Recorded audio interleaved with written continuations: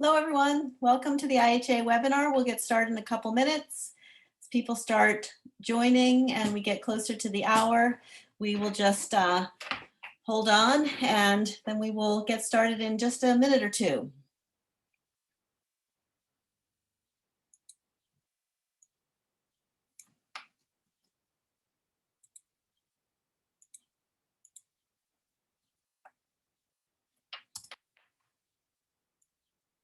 Hello, everyone. Welcome. This is IHA's webinar about patient education practice guidelines for healthcare professionals. We are getting started in just a minute. We'll let people join and then we'll get going.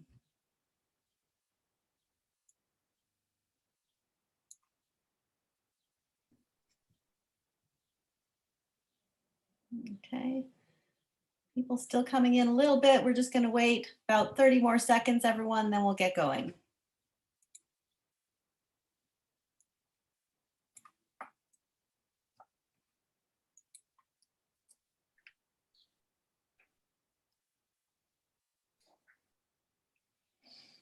All right, I think we will get started. Welcome everyone to IHA's webinar. It is called Hot Off the Press, Patient Education Practice Guidelines for Healthcare Professionals. I'm Julie McKinney and I moderate the Health Literacy Discussion List for IHA and the Health Literacy Solutions Center. And we are very pleased to welcome our speakers, Carolyn Cotilli and Sarah Christensen. We're going to talk about these new patient education practice guidelines. I'm just going to go over a little bit of housekeeping and then we will turn it over to our speakers. You all know, I'm sure, that you can connect to audio using your computer speakers. Everyone's going to be muted during the webinar except the speakers. We welcome you to use the chat box to comment. If you have questions for the speakers, though, it's easier for them if you can use the Q&A button instead of the chat for questions for them. And we will monitor them throughout and they will take questions during and after. So if you have a question that relates to what they're talking about now, they will try to answer it in the moment, but we'll also have some time at the end. If you have any technical difficulties, the email is there. And I'll put it in the chat too in just a minute. The webinar will be recorded and the slides and the recording will be posted on the Health Literacy Solutions Center. So that will be available for you. So don't worry about copying everything. It'll be there. And for those of you who requested CEU credits, after the webinar, you'll get an email with a link to a brief online evaluation. And once you submit that evaluation, then you will get the credit. So as always, fill out the evaluation to get your credits. And I think that is it. If anybody has questions, of course, please feel free to put them for us, you know, the technical side, please put those in the chat and we will get you started. So I think that's about it. I'm just going to tell you a little bit about the speakers. They are wonderful. They've been in this for a long time, and this is a process that's been going on for a long time to get these new guidelines out. So I'm excited to hear about it. So Carolyn Cotilli is a patient education specialist at the Hospital of the University of Pennsylvania. She consults on patient education initiatives at the unit through corporate levels. Carolyn is the immediate past president of the Healthcare Education Association, HCEA, and co-chair of the HCEA's Patient Education Guidelines Committee. Carolyn is also an adjunct professor of research health policy at the American International College. Her scholarly work focuses on health literacy. And Sarah Christensen is the director of patient education at the University of Texas MD Anderson Cancer Center in Houston, Texas.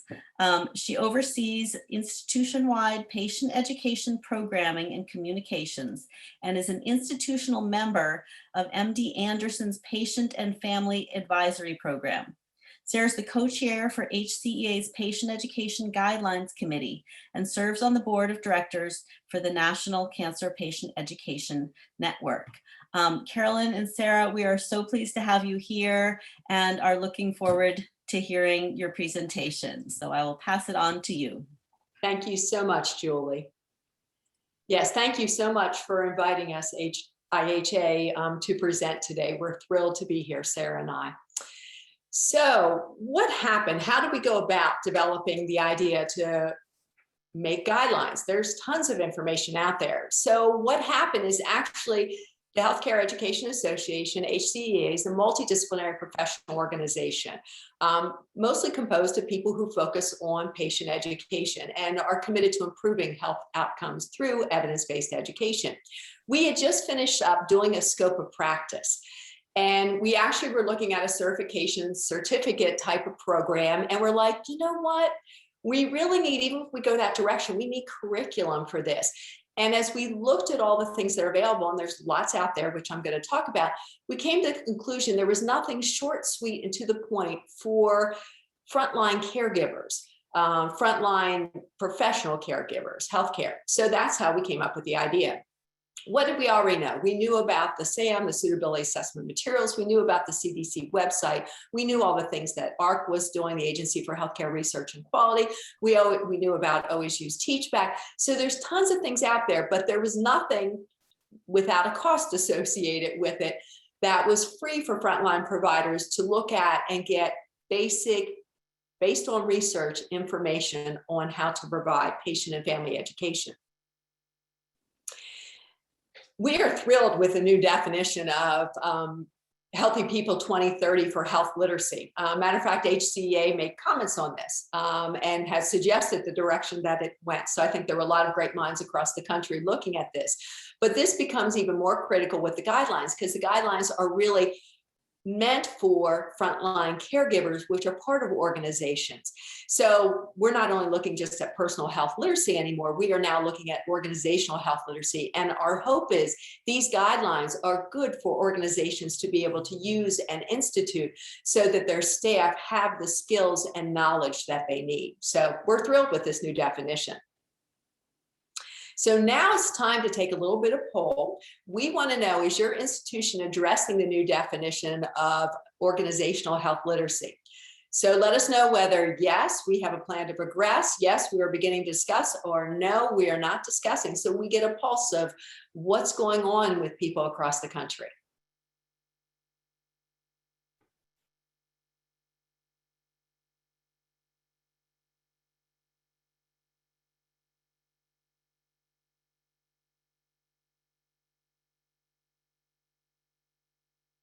So the question is the poll anonymous? Yes, it is. And it looks like we've got about half of the attendees who have responded. So we'll give you a few more seconds here.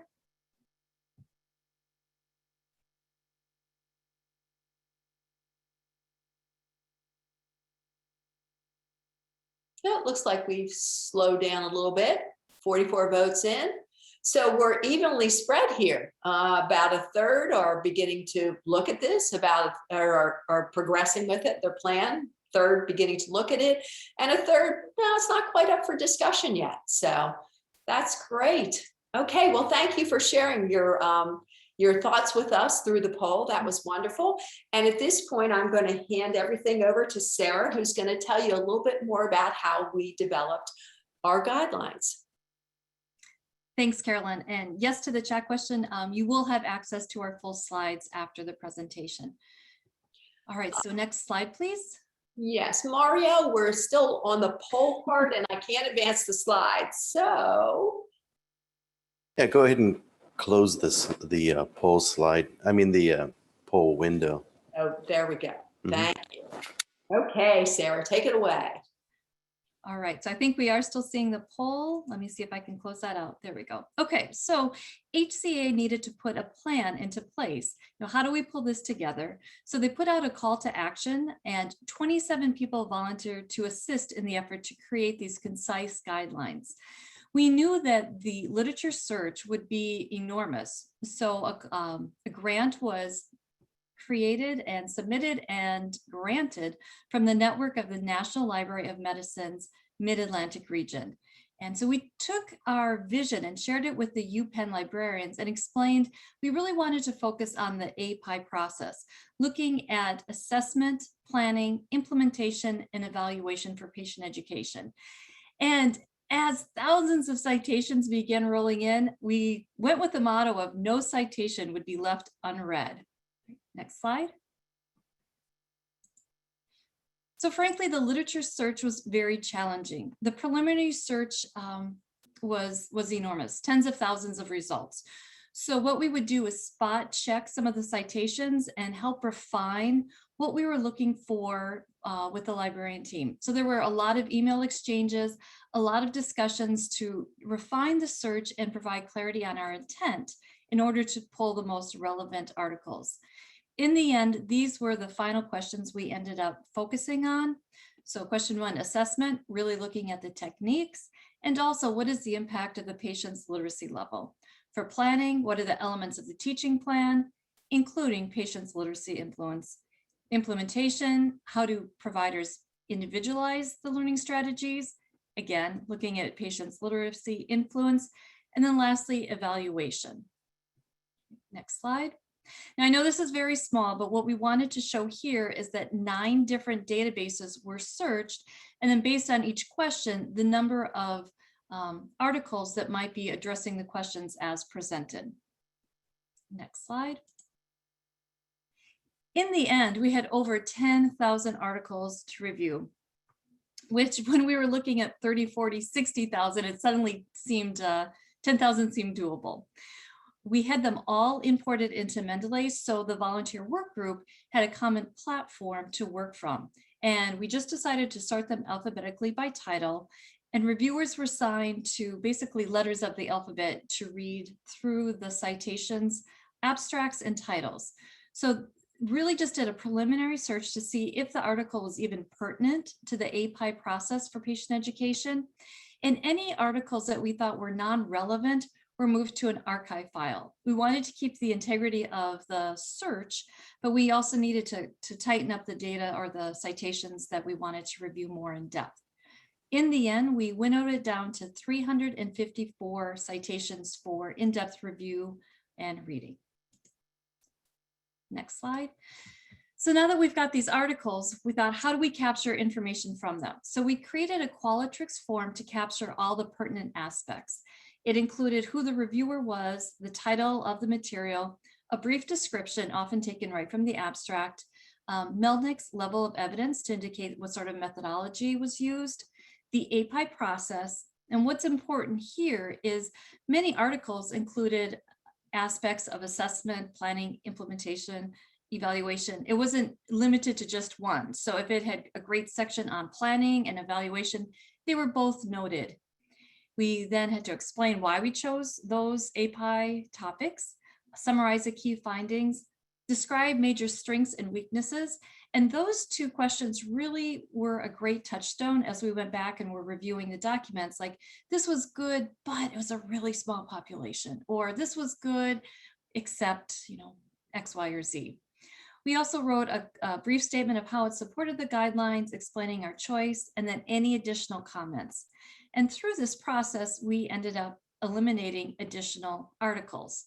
So our next poll is, of the 354, how many articles were included in the final guideline document? Was it 198, 217, 253, or 304 different citations?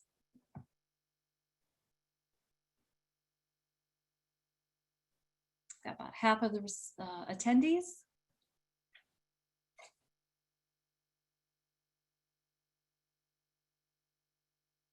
Okay, Mario, you want to end it? There we go. So that looks like you're guessing about 217, about half of the documents. The others are spread out pretty much. We actually ended up eliminating about 100 documents. So our final number was just over 250 citations. Let me X out of the poll. So thank you for your guesses. And then next slide and back to Carolyn.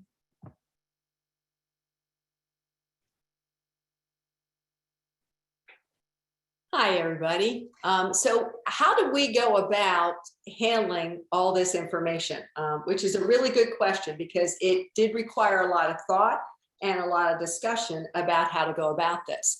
So what we did is we regrouped the citations based upon their API application, whether they were assessment, planning, implementation, or evaluation. Some covered all four. And so we would place it, that same article. And so we actually ended up reviewing many more articles than the 253, because what we did is we divided ourselves up into assessment, planning, implementation, and evaluation work groups for summarizing the literature.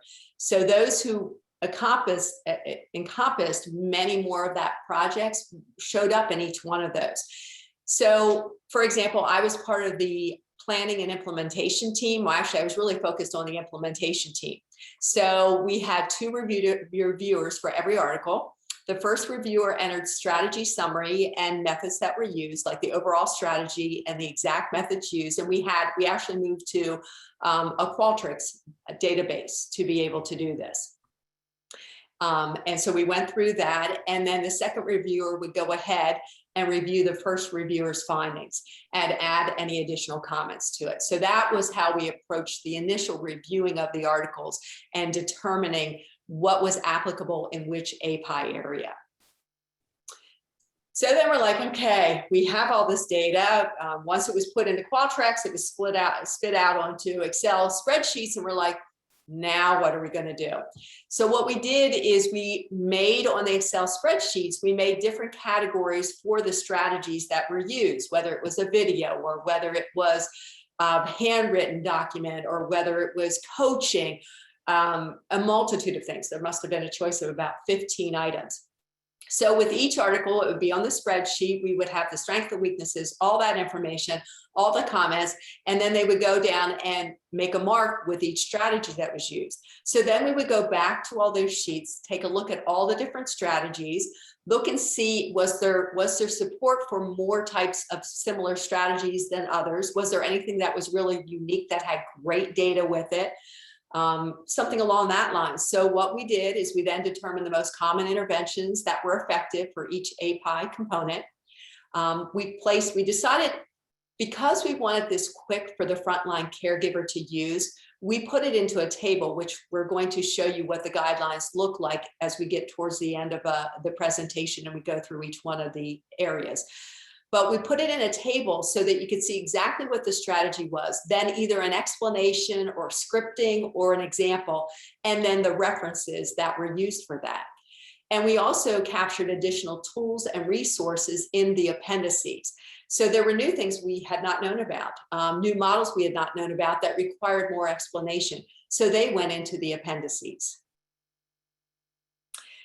I have to tell you, so many discussions in our group. And I first shout out, I should have started this in the beginning, the 27 volunteers who hung in with this and contributed on the steps along the way, just phenomenal. It was just great to work with each one of them. And I am going to take a moment and say, identify and point out our patient, Gary Nichols. I have worked with Gary at Penn for 10 years.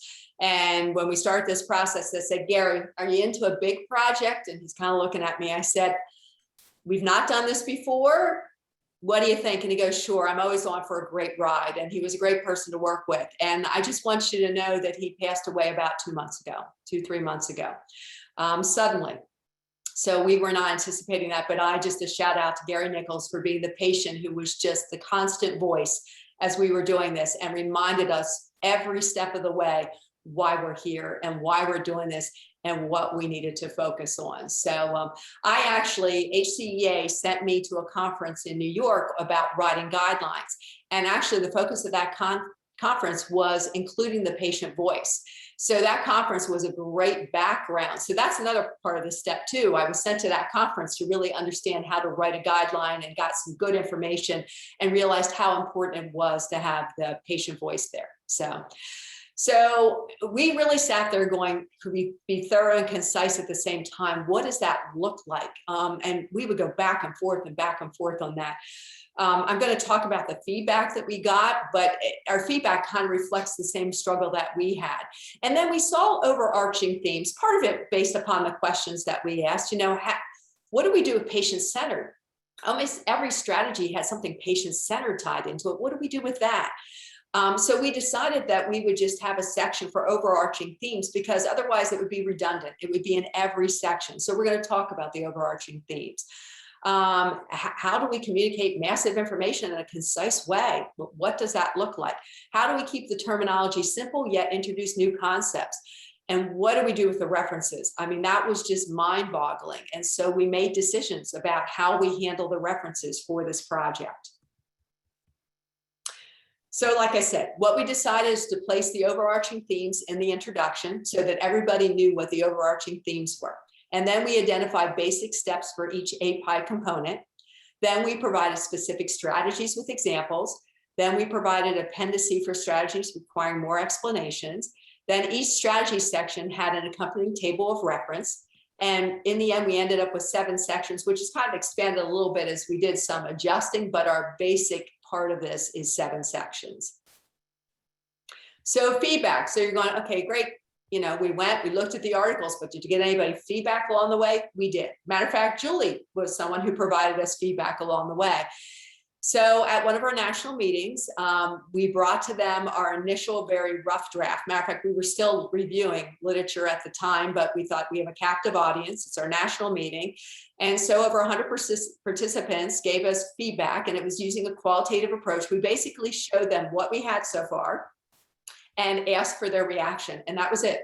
So every table just sat there spewing out what their reaction was to the assessment section, the planning section, the implementation section, the evaluation section. And we literally took, matter of fact, it's right here. We literally took every comment that was made as our group and went through it and discussed whether we could implement it or not. Now, some of them, one of the comments was, I like the link to the reference, but then I want the reference to go to the article. Well, there's licensing issues with that. So it's almost impossible to do something like that. So, but we did literally line by line, go through and look at the comments and determine whether it was possible and if it stuck with what our core value was. So you think, okay, not bad, you got feedback there. We didn't stop there. Once we got closer to our final draft, we decided we're getting it outside of HCEA. We need other people to take a look at this. So we developed a 6-question survey, which I'm going to show you. We sent it to multiple groups, nurse navigators. One of the people on our group, Colleen, was part of the Pennsylvania PT Association. She was actually the president. We sent it out to academia. I know the committee at HUP was invited to review the guidelines and fill out the survey.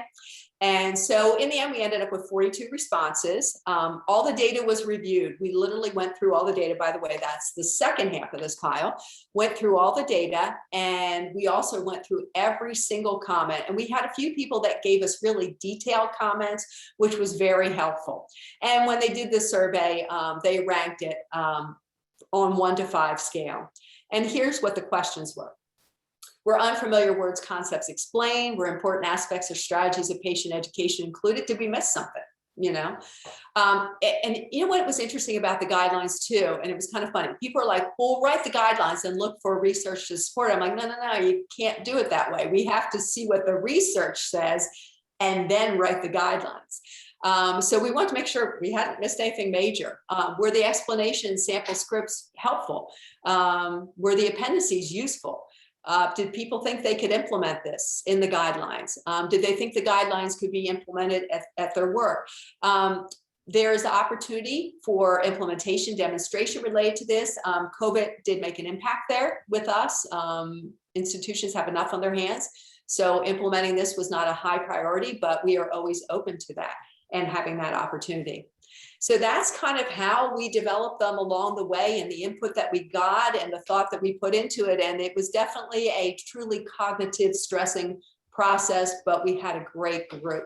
So now I'm going to turn it back to Sarah, who's going to start talking about specifically what is in the guidelines. Thanks, Carolyn. So as mentioned, our goal is always concise, and we wanted to avoid redundancies.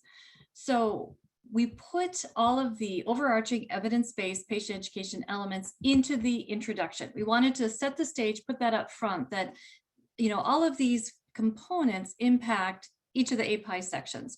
So what we found over and over again is the importance of being patient-centered, patient engagement, use of plain language, and the focus on behaviors and actions. And truly, the best practice combined all of these elements. It didn't matter which part of the API process you were in. That education is an interactive process focusing on the patient's desired behavior and priorities. Next slide. And this is just a quick snippet of what the guidelines look like. We wanted it to have to be accessible in the most robust way possible. So it is posted out on the HCEA website. So you can go to hcea-info.org to get to the main page and link out to the guidelines, or you can enter the full URL to get to the guidelines. And in a little bit, Carolyn's going to pull up the guidelines and walk us through, but this is just a visual of where it landed, and that it's open access. Anyone, and we can have accessibility to it, and we encourage people going out to the site and looking at the different content. All right, next slide. Because the guidelines are robust, we broke it into a table of contents. So you've got a home page, you've got some frequently asked questions, and then each of the API sections has its own section, if you will. As Carolyn mentioned, we do have appendices of interesting things we found in the literature. And then with our wealth of references, we sorted them two ways. One is by list. So as we go through the guidelines, you'll see that each supporting concept has a list, and then that will show all of the articles that support that concept. But we also knew many articles are supporting more than one API aspect. So we also did a full list of the references alphabetically. And then, we had this crazy dream of, can we make this like a one-page document, maybe front and back? And we got it down into a quick guide, which is a page and a half, high level.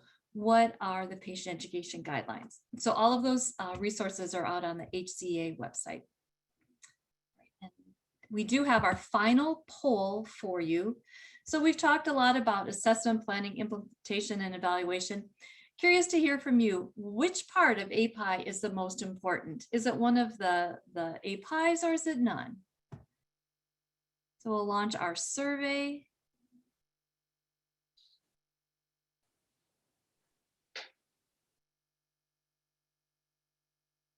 Doing a great job here. Love seeing all those answers fly in.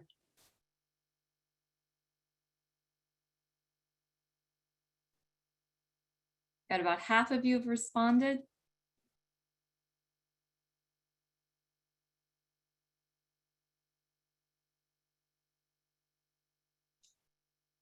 All right, there we go. So you can see the final results. It looks like implementation at 28%, close with assessment, planning, evaluation not that far behind, and then we have none as well. None is most important. So here's what's really interesting. I'm gonna stop the poll. There we go. As we were developing the guidelines, there was a really interesting shift, because many thought in the beginning, like, implementation, that is absolutely the most important part. But as we read through the literature, it became readily apparent that implementation is simply the action. If you don't have solid planning, you've got nothing to implement. So the weight really went towards planning. And of course, then there's the aha. If you don't assess well in the beginning, you have nothing to plan for. And then on the end, if you're not evaluating if learning was achieved, it doesn't matter. So really, we had the most robust conversations between planning and implementation and the weight of those. But in the end, honestly, we don't think any is more important than the rest. They all are equally valuable and have impact on the education process. And Sarah, I think I'm going to add in there with that I think to really be effective, you need to have all four components. If you skip any of the components, you're at risk that your patient truly will not understand, engage, and be able to put the behaviors we want in place. So that was really what the discussion boiled down to. Absolutely, absolutely. And, you know, honestly, as writers and reviewers, people became very dedicated to their section of the API process. And so we all were champions for each of our individual areas. But in the end, as Karen said, it really is, they're all dependent on one another and all are necessary. All right, next slide. What we're going to do is just do a very high level overview of the 4 sections. And then, as we said, Carolyn will take us on a tour. So for assessment, in brief, it comes down to effective patient education is based on a learning needs assessment. You've got to have a starting point. And this is one of, again, it's fundamental to getting the education ready to go. Next slide. So for assessment, we were able to identify 5 different steps in the process. And, you know, you can consider each of these, whether it's the socio-demographic, current health issues, the patient engagement in the learning process, looking at the learning preference, and then also assessing specific tools. And in the guidelines, we'll show you then for each of the API steps that every one of these steps has supporting explanations, scripts, or examples, like what do we mean? And then from there is also the reference list to show all the supporting citations where we pulled this content from. All right, Carolyn, planning to you. So as Hey, Sarah, Carolyn, can I interject for just a minute before you get started? We had a question which is actually on my mind as well, so I'm glad you asked it, whoever did. Just wanted to know if the guide developed was only for in-person engagement or also for written materials like brochures and handouts and web pages, or would guidelines for the written materials be inferred in the information here? So if you could address that at some point, that'd be great. Thank you. Sarah, you want to go ahead? Sure. So as we will demonstrate, you know, thank you for that question. The guidelines are the education process. So it could be, you know, in person, it could be written, it could be videos, etc. It's really looking at what is the process as opposed to what is the tool or the specific material that's used. It's looking at how to approach each individual interaction as a whole. And we will go into some specifics of what do you look for when you've got written content versus video or multimedia, etc. So I think we'll address it a little bit further, but thank you for bringing that forward. I think the other part of it too is there are a lot of tools that already exist that are very short and concise for that. For example, the PMAT, the SAM, right off the top of my head, that's one I use, the CDC Index for Clear Communication. There are a lot of things out there specifically for written and also for websites. So we didn't feel as though the need was as dramatic in those areas because there are tools that exist. It was more the process, because once again, if you don't implement the whole process, you're going to, okay, so I followed the PMAT and I know the content and I know the font or I know the contrast, whatever. But if I haven't really assessed the target audience and I'm way off, then what do we do? So that's why we kind of went with this approach. And it seemed to be that the gap in the knowledge of what we needed out there. Julie, does that sound like it answered your question? Yes, thank you. Okay, great. So the most robust discussions occurred between planning and implementation. And I have to tell you, when I say robust, I mean robust. There were some loggerheads going on a couple times where we were at impasses, where we absolutely disagreed. So what was the argument? The argument was how much of stuff that you thought of it was implementation really belonged in planning. How much information did we really need to put in planning so that people could go ahead and step in and implement something really well?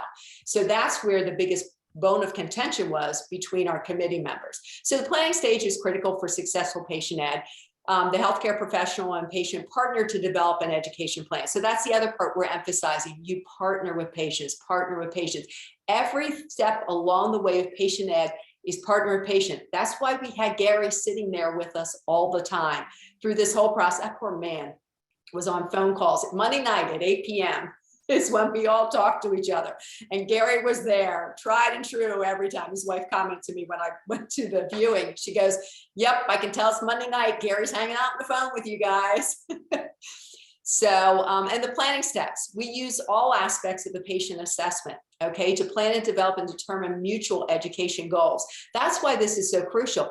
If you just go in and tell the patient what you think they need to know, the research shows that doesn't work. But when you engage them, find out what they want to know, find out how they want to learn, and et cetera, you take the assessment, you work with them, that's the key. So you determine a teaching plan using evidence-based strategies, which we're going to give you, and you focus on the patient's needs, priorities, and behaviors.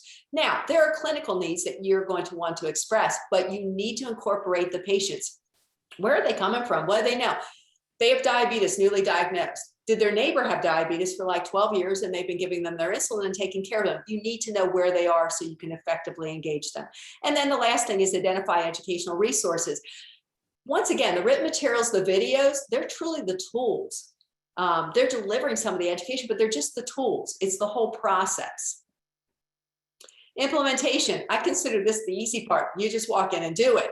Although that's probably a simplification and people would be like, but really, if you've done a good job with the assessment, if you've been thorough in your planning, really implementation is just doing everything that you said that you would do in working with the patient. And as you can see, it's pretty short here. Implement the teaching plan with a focus on the patient, keep the key principles of patient education in mind, and adjust your teaching based upon the patient's response. That's probably the biggest thing is what do you do in the moment when you're working with the patient and you can see they're struggling to understand or they're doing great and they want more information and you need to get that information. So that's what you think of with the implementation steps. Julie, anything else? I'll do a natural break here. Any questions or anything else at this point? Oh, thanks, Carolyn. Nothing so far. So you guys go along. Thank you. All right, great. So now I'm going to give it back to Sarah, who's going to talk about, you can see who kind of oversaw which sections here. Sarah worked a little bit more with assessment evaluation. Well, really interesting. When we ran the literature search, assessment evaluation kept coming up together all the time, which we at first didn't think about that, but in retrospect, it made sense. So she ended up naturally kind of working with those groups because she was already on evaluation. And I was been on implementation, but then planning, you know, we had that whole big discussion going on. So we kind of gravitated to our areas. So Sarah's going to take it from here. Thank you. I was very happy to be on assessment and evaluation and leave the planning implementation discussion. You have less fights on your group. But you know, as having a diverse group and a lot of voices made this more robust. And I think, you know, in the end, we're so pleased with how it evolved and what we ended up with. And so the last API step, of course, is evaluation. And evaluation demonstrates the degree to which learning is achieved. And what was so tricky in the literature about evaluation is that time and time again, the tool was described. But what we were looking for was the learning evaluated, not the tool that was used being evaluated. So the literature was tougher to find specifics on evaluating patient learning. And then next slide. So the 3 steps we came up for evaluation is, of course, use of the teach back strategy, showing skill behavior through return demonstration, and then evaluating the learning by measuring a change in the patient outcomes. All right, and then next slide. As we mentioned earlier, and we'll see shortly, other content contained within the guidelines. Again, the quick guide, if you want just a short overview, the appendices of all the resources that we've shared and discussed, the references by steps and also alphabetical, and then just frequently asked questions. Back to you, Carolyn. Thanks, Sarah. So what I'm going to do now is take you on a little tour of the guidelines on our website. Just so you know, we do have the guidelines available in a PDF in color or black and white. Spoiler alert, 100 pages long. Most of that is focused on the references. However, the guts of the guidelines are about 24 pages long. I know you're sitting there going, and this is for frontline caregivers, but let me show you what it looks like to have an idea. And then you can see here where you can reach it on the website. So give me a second as I move out to the internet.